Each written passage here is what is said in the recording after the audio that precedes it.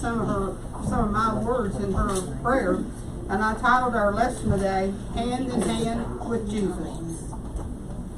Matthew, Mark, and John place the account of today's lesson, Jesus walking on the water, right after the account of feeding the 5,000, which reminded the people of God's miraculous provision of food in the wilderness during the exodus from Egypt in Moses' time. Jesus was indeed the true king promised by God, the one who would bring freedom to God's people as God did in the Exodus. But how he became king, how he freed people, was yet to come in his death and his resurrection. Jesus' power was very much on display in that feeding, but so was the disciples' limitation in their thinking, even though it was the third year of Jesus' public ministry. Their challenge was to respond to disappointment, opposition, and danger with faith in Jesus. But each new threat presented a new occasion to question whether Jesus was worthy of their trust. Our lesson once again is set on the Sea of Galilee. In verses 22 and 23, Jesus tells his disciples to get into the ship and go to the other shore because the people attempted to make him king by force. And the disciples had returned from their missionary trip and needed a respite from the crowd and their instructions. Sending the crowd away, Jesus goes off to the mountain alone to pray. During his absence, a sudden storm arises and bombards the ship, putting all those on board in perilous danger, for they are halfway across the sea. And remember, we know that the sea is 7.5 miles wide, so they're halfway across. And we pick our lesson up at this point. Verse 22 and 23, Pam. And straightway Jesus constrained his disciples to get into a ship and to go before him unto the other side, while he sent the multitudes away. And 23. And when he had sent the multitudes away, he went up into a mountain apart to pray. And when the evening was come, he was there alone. So this is the first time in Matthew's gospel that we actually see Matthew writing about Jesus praying. Renee, would you read that second paragraph? It is a remarkable. It is a remarkable part of this story that Jesus, who embodies and exercises the almighty power of God, nevertheless prays earnestly and at length to God the Father. This is critical to our understanding of Jesus. He was the divine Son of God to whom all authority had been given. He does mighty deeds that demonstrate a power that can belong only to God. Yet Jesus entered the world in submission to the Father. The Father's will must prevail. The significance of this situation is similar to that of Satan's third temptation that we find in Matthew 4, 7 through 11. Even though Jesus is the Son of God and has all power of God, he still needed to be refreshed and sustained by God through the Holy Spirit. Therefore, Jesus went up alone into this mountain to pray and commune with God the Father as he put God's will before his. If Jesus, the Almighty Son of God, willingly submitted to God the Father, then how much more should we, lacking in Jesus' power and authority, do the same? And when I say that, he is God, but remember, he laid down his divinity when he took on his humanity and walked this earth as man in the flesh. So keep that in mind also. Verse 24, Mary. But the ship was now in the midst of the sea, tossed with waves, for the wind was contrary. We learned the boat was far from land, near the middle of the lake, and the disciples' progress is hindered by the wind, making their sails useless and threatening to capsize the little ship. And I read somewhere it's like 27 feet by 13 feet. So it gives you an idea. It's not very long, and it's not very wide. In Matthew 8, 23 through 27, when we had the previous storm on the sea, Jesus was with the disciples in the boat. Now they are alone, or so they thought. This is another teachable moment. Any good teacher takes advantage of any good teachable moment, and this is one of them. The new lesson for the disciples was that Christ's power would sustain them in every appointed task, regardless of whether he was there in the body, whether or not he was present bodily or not. He was still there in the spirit, and that's what he's trying to teach them. He is still with them, even though he is, quote, on the mountain. Okay? Verse 25. Anita. And in the fourth watch of the night, Jesus went unto them, walking on the sea. My fault, add 26 to it, please. And when the disciples saw him walking on the sea, they were troubled, saying, It is a spirit, and they cried out for fear. In the Roman Empire, it was a common to divide the night, and not only the night, they also divided the day the same way, but we're talking about night now, into 4 equal parts, and they called them watches. And the equal parts, you had sundown, well, you had sunrise to sundown, that'd be 12 hours, and that was divided into 4 watches. And then you had sundown to sunrise in the morning, and that was divided into 4 watches. So the day is actually divided into 8 watches, and they're roughly 3 hours long. So when we read verse 25, this is the 4th watch. We're also told it's nighttime. So this time period is roughly anywhere between 3 a.m. and 6 a.m. in the morning. And the disciples had struggled for hours. Remember, in the first, where we started our lesson, he sent them out to go across the shore. He went to the mountain to pray back in verse 22. And so they have been out there struggling since the time, well, probably around 6 o'clock at night when sundown went, and they were rowing across the lake. So they've been out there for a long time. And so they are now exhausted. They have struggled for hours. And they are uncertain of their position on the sea because it is now pitch dark. It's 3 a.m. in the morning, it's dark outside, especially when there's no moon. And in this desperate situation, they saw Jesus doing the most seemingly impossible thing that he could ever do. They saw him walking on the water. At this point of the disciples' exhaustion and hopelessness, the Lord came to reassure them and to rescue them. Added to their exhaustion and their fear was the sight of what they believed was a disembodied spirit. Because common sense tells us, and we can go down to that creek and try it, and we will not walk on water. Now, if it's solid ice about 8 inches thick, yeah, the dead of winter, you can walk on it. But if it's not, you're not going to be on top of it, okay? So they think it's a disembodied spirit because, as it says, men can't walk on water. There's no reason that this would be a physical, natural sight of a person coming to them. However, we can't, but he can. And so therefore they cried out in fear.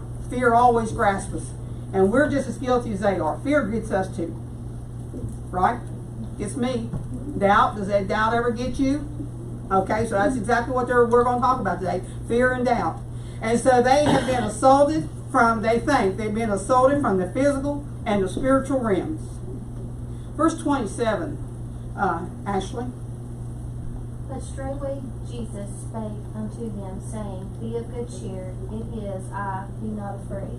Doesn't that make you think of the angels? When especially the angel came to Mary, what did he tell her? Fear not, be not afraid. You know, Jesus is saying the same thing. So he wants to calm their fears instantly by saying, be not afraid. He actually said, be of good cheer, and then he adds, it is I, be not afraid. So Jesus did not delay in revealing to the disciples the wholly unexpected truth.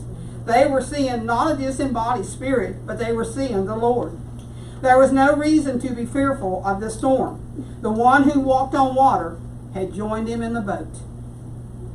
And I saw one preacher was talking about this very issue, and he had a picture, and I don't do internet, so I wouldn't even try, but he had a picture, and when Peter is under the water, Jesus is on top of the water, and his hand goes through the water and grasps Peter's hand. So even when Peter is under, which we'll study here in a minute, Jesus is on top, reaching down. Remember, like a father reaching down to a child. You ever see a picture of a father or a mother walking hand in hand with a child? You know, you got to reach down for that child's hand, and he reaches up. So I saw that, and that was fit perfectly right here. But like I said, I don't do stuff like that. So I'll tell you what I saw, and hopefully you get the picture. Cleo, would you read that next paragraph, the 2 commands? The 2 commands, be of good cheer and be not afraid, are 2 sides of the same coin. The first is a positive command of how to respond. The other is a negative command of how not to respond. God was doing extraordinary, unprecedented things that caused even the most faithful to fear. But those extraordinary things were intended as blessings, not threats. Jesus' promise, be not afraid, is to all of his followers, fulfilling the ancient promise of God with us.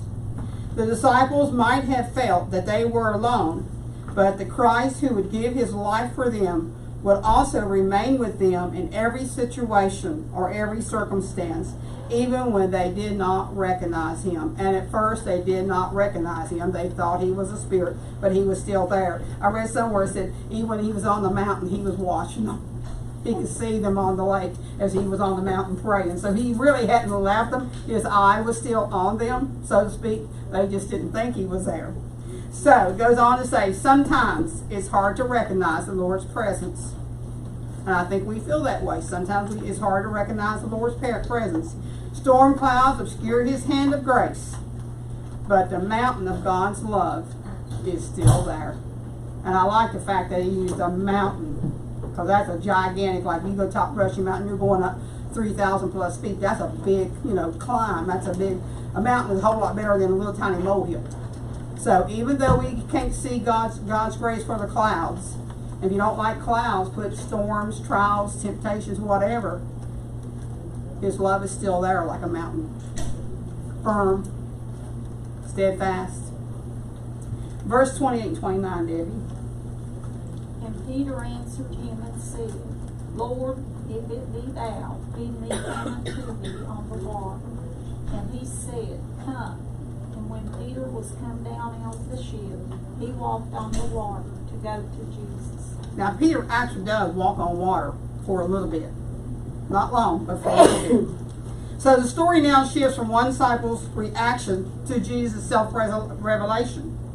We might wonder why Peter asked for what he does. Peter wanted to share what his master was doing. Already Jesus had sent the disciples out. As I said in the beginning of my lesson, they had just come back from the missionary trip. They healed people. They cast out demons. He had already given them that power. They'd come back and reported what's going on. And so now, if they had power to do all that, guess what? They still got power. So Peter sought to walk to Jesus on the water by Jesus' power, following him as a disciple would. And a key word in this verse is the word bid. And we probably don't use that, but we really need to use that word. When we are in a desperate situation, we need to bid, to command, to ask him firmly to come into our presence. And that's what that is talking. It says it's a force, a command. So so look what it says here. Peter says, bid me to come, command me to come. So when we're in that trial, we need to bid Jesus come. And that's what we want, his presence to be felt, so we're not full of fear, fearful and desperate or hopeless. We need to bid. I like that. So when you bid somebody to come, you got to come, okay? So Peter's request is one of a sacred ambition. We know everything of Peter is all bad terms, all right? He opens his mouth, sticks his foot in. We all do that. He's always doing something. Remember, he chops off the serpent's ear in the Garden of Eden because he got rash, and Jesus heals the guy. He's always doing something. And now he's the one out of the 12. He says, just bid me to come to you, Lord. I'll walk on water with you. But this is not selfishness. This is a sacred ambition. In other words, he will stand with God in doing the work. Now keep in mind, they have seen Jesus work for 3 years. They have walked closely with him. They have probably been with him 24 hours a day. And yet, in this lesson, they still have fear and they still have doubt. Now, how about us? We have walked with God for how many years? And do we still sometimes have fear and sometimes still have doubt? When we look at situations like what we talked about in our prayer, what's going on? We are being bombarded on every side, people trying to destroy the church and us and so forth. And as one song says, have you counted the cost? And sometimes that cost is very, very high. So, goes ahead and says, Jesus granted Peter's request. He asked if he could come. Jesus said, come. But when Jesus commanded his followers to do something, he also granted them the power to carry it out. So Peter stepped out of the ship and he did indeed walk on water toward Jesus. However, verse 30 is a very important however. Debbie, did you read the last two verses? Linda, will you read 30 and 31? But when he saw the wind boisterous, he was afraid, and beginning to sink, he cried, saying, Lord, save me. And immediately Jesus stretched forth his hand and caught him, and said unto him, O thou of little faith, wherefore dost thou doubt? However, he bid him to come. He's walking on the water. But what did Peter do? He took his eyes off God and looked at the storm. It says, the same strong wind still buffeted the ship. It has not, the storm is still there. It has not died down. And as Peter made his way on the water, the fear he felt before the Lord's appearance rose once again. As it did, he could no longer walk on the water. Peter's doubt reveals that his confidence in Jesus can be shaken. And I wrote, so can ours. Why? Because doubt is a powerful, persuasive disposition, especially when faith is challenged in times of trouble. Peter was not experiencing a failure of faith to call out to Jesus to save him. Instead, his desperate cry is the essence of faith in Jesus, especially when that faith is troubled by doubt. So when we reach that situation, Peter at least knew who to call out to. Yes, he let the winds distract him from walking on the water, and he started to sink. He didn't just start to sink, he sunk. And Jesus has to rescue him. But in that doubt, he activated faith. He called on the one that could save him. To experience doubt or fear is not to have lost faith. So Peter did not lose faith, because he is the one who says, Jesus asked him, who do you say I am? And they'll say, well, you're Elijah and you're John the Baptist. And he says again, who do you say I am? And Peter says, thou art the Christ, the Son of God. And he says, who has revealed that to you? No one but the Father. So he knows who he is, but he had a little lapse in memory. And again, we have those same lapses. So he goes ahead and says, to experience fear and doubt is not to have lost faith. When we call out to the Lord for help, we act in faith, confessing our weakness and relying on the Lord's strength. When we experience fear and doubt, if our impulse is to pray, our faith is not failing, but acting. So when we have fear and doubt, what should we do? First thing we should do is what? Pray. And therefore we can activate our faith, make it active, okay, instead of passive. Goes on to say, though, we got a few little words here that we've seen before. People have great faith, and people have little faith, and people have no faith. Look what Jesus says to him. He says, "O thou of little faith." Jesus chided Peter for his doubt, as he had previously when the disciples were afraid in the storm. Remember, he was sleeping in the boat, and he told the men, "O ye of little faith." So he said the very same words again. But Jesus also delivers him. He says, yes, you've got, little faith, but Jesus also rescues him. Eva, will you read that last paragraph on that in that first column, when we are guilty? When we are guilty of inadequate faith, we can remember that what Jesus did in the passage before us. Yes, Peter's faith was weak. Under stress, he was plagued by doubt. But Jesus rescued Peter anyway. Peter's faith was still sufficient to call out to Jesus for help. Our relationship with Jesus depends on how ready we are to recognize our weaknesses and rely on his strength. That extends to trusting that in his strength, he can overcome our doubts and worries. Verse 32, Joyce. And when they were coming to the ship, the wind ceased. Jesus did not rescue Peter by calming the storm. The storm is still raging. Peter's in the water, sinking. The other 11 disciples are still exhausted in the boat, still struggling. Rather, Jesus rescued Peter while the storm raged. The storm disappeared only after both Jesus and Peter entered the ship. Jesus does not always calm the storms in our life, but he is always there to rescue or calm us in one way or another. We, like Peter, have enough reason to trust Jesus. I noticed Donna's, her prayer had hand in it. It had trust in it. Had faith in it. She really stole quite a few of my words this morning. I guess that worked out pretty good. Good prayer, Donna. What God has revealed to us about the Son of God, about Jesus, is absolutely true and trustworthy. Verse 33, Kathy. Then they that were in the ship came and worshipped him, saying, Of a truth, thou art the Son of God.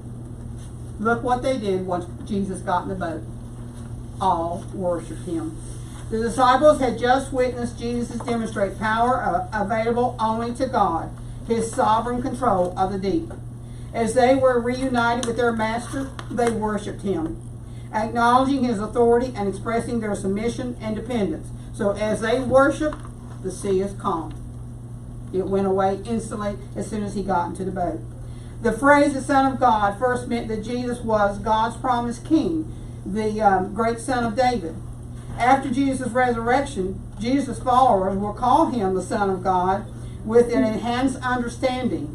They will know he is through the lineage of David, but they will, and remember the people, as I told you in my introduction, they wanted to make him king. So I thought that tied in with this statement right here, where it says, they affirm him to be both God's king, and he is king, but they also affirm him to be God himself. So this verse goes back to what I was saying that wasn't in our lesson, but it was in other previous scriptures, that they wanted to make him king, and therefore he got away from the crowd, because that was not the kingship they wanted, or the kingship he would have. They wanted a king of the physical realm, and he is the king of the spiritual realm. So that's one reason why he got away. But after this point, and after his resurrection, they know he is king, and they know he is God. Okay? And my conclusion. Jesus' power was greater than Peter's doubt, just as it is greater than our doubts. Trusting the Lord, whom we do not see, is hard to maintain when the negative things we do see test our faith. The resulting doubt is the proof that our faith is being tested. If doubt prompts us to call out to the Lord for help, then doubt is a seeking faith. Faith that seeks understanding, faith that seeks the divine word of peace in the middle of fear.